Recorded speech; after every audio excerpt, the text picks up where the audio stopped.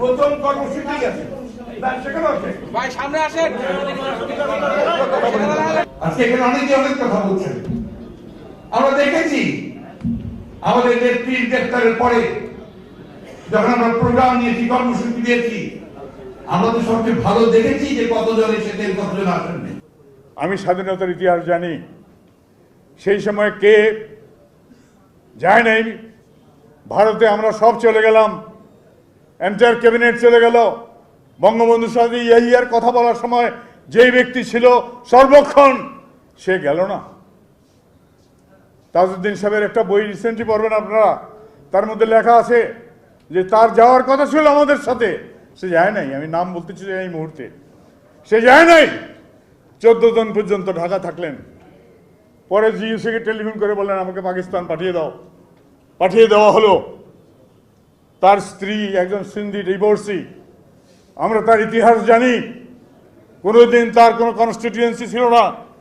আওয়ামী লীগের প্রেসিডেন্ট হিসাবে এক সময় সে বৃদ্ধ সত্তার সাহেব, আমার চাচা শ্বশুর দুঃসম্পর্কে, তার কাছে 1 কোটি ভোটে প্রেসিডেন্টের নির্বাচনে হেরেছিল। আমরা তাকে নেতা মানলাম কেন? ফখরুল কি দোষ করেছিল? আমাদের মহাসচিব ফখরুল, আমাদের নেত্রী খালেদা জিয়া, আমাদের তো অন্য কারো দরকার নাই। কেউ কিছু মনে করবেন না, আমাদের কারো দরকার ছিল? আমাদের কারো দরকার ছিল না। আমাদের নেত্রী খালেদা জিয়া আর আমাদের মুখপাত্র হবে আমাদের মহাসচিব। আমরা যা পারি করব, না পারলে করব না, নির্বাচন করব না। কিন্তু এটা কি হলো? কি হলো আজকে? ঠাটা পড়লো মানুষের মুখে, ঠাটা পড়লো মানুষের মাথায়, ঠাটা পড়লো সমগ্র জাতির উপরে। কি হয়েছে আজকে? আজকে সামনে কথা বলতে চায় না, কথা বলার তার ইচ্ছে না। আমার সবচেয়ে প্রিয় ভাই ওবায়দের মৃত্যুবার্ষিকীতে আমার পক্ষে বক্তৃতা করা সম্ভব না। আমি শুধু তার আত্মার মাগফিরাত কামনা করি, আর কামনা করি এই দেশে বারবার ওবায়দের জন্য হোক, এই দেশে আরো ওবায়দ হোক। তারা এই দেশকে আবার স্বাধীনতার যুদ্ধ, আরেকটা যুদ্ধ, অধিকারের যুদ্ধ, গণতন্ত্রের যুদ্ধ, বাঁচার যুদ্ধ, আরেকটা লড়াই করার জন্য তারা তৈরি হোক, এটাই আমি কামনা করি। আজকে ওবায়দুল কাদের হাসবেন না, সে অসুস্থ আছে, আমি তার মুক্তি কামনা করি, সে নাকি ভালো হচ্ছে। ভাই তোমাকে একটু উপদেশ দেই, বয়স আমার চেয়ে তোমার কিছু কম, কিছু না ভালোই কম, ভালোই কম। তুমি যে সকালবেলা উঠেই আল্লাহ খোদার নাম না নিয়া, এই ফখরুলের 2টা গাল না দিয়া, বিএনপির 2টা গাল না দিয়া কোনোদিন কথা বলতে না, তোমার এই কারণে যে এই কারবারটা হয়েছে, এটা কি তুমি বুঝতে পারছো? তোমাকে মানুষের দুর্ঘটনা মন্ত্রী বলা হয়। তুমি তো সড়ক মন্ত্রী না, তুমি সড়কের দুর্ঘটনার মন্ত্রী। তুমি সেতু মন্ত্রী না, 1 সেতু দিয়ে 3 সেতু বানানো যায়, এইটার মন্ত্রী তুমি। আজকে তুমি একটু আল্লাহ খোদার নাম নিও, আর মানুষের গালাগালি কম করো। বিরোধী দলরে যা দেখাইছো এইভাবে চলবে না, বেশি দিন চলবে না। বঙ্গবন্ধু চলে গেছেন, বঙ্গবন্ধুর মায়া মনে করছে এইভাবেই চলবে। আরে কোথায় বঙ্গবন্ধু আর কোথায় তুমি? তুমি তুমি কোথায় ছিলে? আমি একটা কথা বলি, কথাটা খারাপ লাগে, কিন্তু কোনো উপায় নেই না বইলা, যে স্বাধীনতার যুদ্ধে মলমূত্র ছাড়া আর তো কিছু ত্যাগ করো নাই বাবা, আর তো কিছু ত্যাগ করো নাই। আজকে তুমি বলতেছো আমি 4 বার গেছে, আরেকবার থাকবো, 5 বার হইব। এরপরে 5 বারের বার কি কইবে আমি জানি না, তুমি সবই কইতে পারো। আমাদের কথা হচ্ছে যে তুমি বঙ্গবন্ধুর মেয়ে, সব তোমাকে সাজে না। বঙ্গবন্ধুকে এই দেশের মানুষ শ্রদ্ধা করে। বঙ্গবন্ধু আমার নেতা ছিলেন, আমার মৃত্যু নেতা ছিলেন। তিনি বাকশাল করেছেন বলে আমি বাকশাল করেছিলাম। আমি নিশ্চিত করেছিলাম বাকশাল করবেন না, বাধা দিয়েছিলাম। কিন্তু তখন আমার চিফ হুইপ তিনি বলেছেন তুই বক্তৃতা কর বাকশালের বিরুদ্ধে। আমি বলে না, আমি করবো না। বঙ্গবন্ধু আপনি যতদিন আছেন আমি আপনার সঙ্গে থাকবো, আছি, ছিলাম, শেষ মুহূর্ত পর্যন্ত ছিলাম। তারপর বঙ্গবন্ধু নেই, আমি আওয়ামী লীগ করি নাই। কেন করি নাই? বঙ্গবন্ধুর শেষ ইচ্ছা ছিল বাকশাল, ঠিক কিনা? মরার আগে নিজে পার্টি করে গেছেন বাকশাল, লাস্ট উইল। সন্তানের প্রবেশ করতে হয় পিতার শেষ উইলটাকে। পিতার শেষ উইলটা, পিতার শেষ পার্টিটা কি? বাকশাল। তুমি যদি পিতৃভক্ত সন্তান হও, তোমার বাকশাল করা উচিত ছিল, বাকশাল করো নাই। পিতার উদ্দেশ্যকে, পিতার ইচ্ছাকে অপমানিত করেছ, এবং তিনি যেটা কবর দিয়ে গেছেন বাকশাল আওয়ামী লীগ, সেই আওয়ামী লীগকে কবর থেকে বের করে তুমি নতুনভাবে চালু করেছ। ভালো কথা। তোমার কিছু মুরব্বী আছে, কারা আমি বলতে চাই না, আমি জানি সবই, আপনারাও অনেকেই জানেন। অনেক কিছু এই দেশে হয় না, বাইরের থেকে অনেক কিছু হয়। আমরা অনেক ভুল করেছি। আমাদের দলের নেতৃত্বের তরফ থেকে, আমার তরফ থেকে আমি মনে করি আমরা সঠিক সিদ্ধান্ত নিতে ব্যর্থ হয়েছি। তারই জন্যে এই বৃদ্ধ বয়সে বেগম খালেদা জিয়া জেলে, সবু আমার এক ভাই 140 নম্বরের কেস তার বিরুদ্ধে। আমার এলাকার কর্মীদের কেসের অভাব নাই, মামলা না একটা অফিস করতে পারি নাই, একটা পোস্টার নাই, একটা লিফলেট নাই, একটা মিটিং করতে পারি নাই, কোনোখানে যেতে পারি নাই। তারপরে 2 বার আক্রমণ, 24টা গাড়ি আমার ভেঙে চুরমার করে দিল, 2 বার আমাকে গুলি করা হলো। বেঁচে আছি কি করে? বাঁচা মারার মালিক আল্লাহ, আল্লাহ বাঁচিয়ে রাখে বলে বেঁচে আছি, এবং আজকে আপনাদের সামনে কথা বলছি।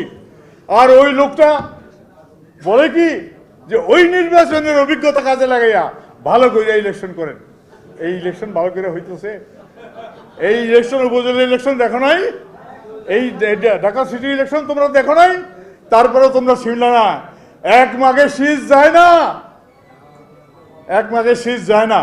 বাইরে আমার বললে অনেক কথা বলতে পারি, কিন্তু আজকে বলবো না। ও ভাই চলে গেছে, আমি যে কোনো সময় চলে যাবই স্বাভাবিক। সান্ত্বনা এই, আমার পরিবারে রাজনীতি করার কেউ নেই, কিন্তু ওয়াইয়ের পরিবারে আমার মা বা আমার মেয়ে শ্যামা আছে।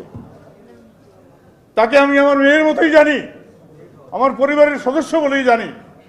আমি চলে যাব, আপনারা অনেকে থাকবেন না, কিন্তু এই দেশে গণতন্ত্রের মৃত্যু হতে পারে না, স্বাধীনতার মৃত্যু হতে পারে না, মানুষের অধিকারের মৃত্যু হতে পারে না।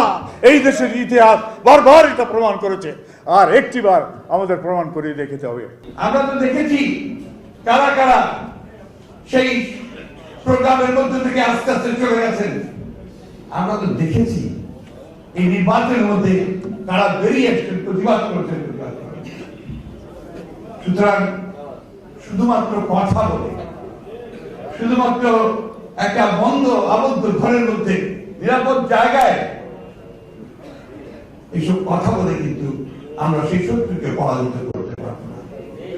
আজকে খুব সুপরিকল্পিত ভাবে চেষ্টা করা হচ্ছে জনগণের ঐক্যকে ভেঙে ফেলা। ঐক্য তৈরি হয়েছে 30 ডিসেম্বরের নির্বাচনের মধ্য দিয়ে জনগণ যেভাবে সম্পূর্ণভাবে বর্জন করেছে এই স্বৈরাচারী আওয়ামী লীগ সরকারকে, ফ্যাসিবাদী আওয়ামী লীগকে, সেই ঐক্যে ভাঙন সৃষ্টি করার চেষ্টা করা হচ্ছে। আমরা দৃঢ় প্রতিজ্ঞ যে দেশ ও নেত্রীর নির্দেশে আমরা এই ঐক্যকে আরো সুদৃঢ় করবো, সমগ্র বাংলাদেশের জনগণকে এই স্বৈরাচার আওয়ামী লীগের বিরুদ্ধে আমরা ঐক্যবদ্ধ করে তাদেরকে পরাজিত করব। বন্ধুগণ, একটা কথা বলি, কথা সবাই বলতে পারেন, কিন্তু কাজ করতে হবে। কে কতজন আসছেন না আসছেন, কে কতটুকু বিপ্লবের পথে যাচ্ছেন, বিপ্লবের পথে যাচ্ছেন, সেই বিষয়গুলোকে আপনাদেরকে অবশ্যই নির্ণয় করতে হবে। ইয়েস প্লিজ, কে কথা বলতে আসেন? না না, অবশ্যই আসেন, এখানে আসেন।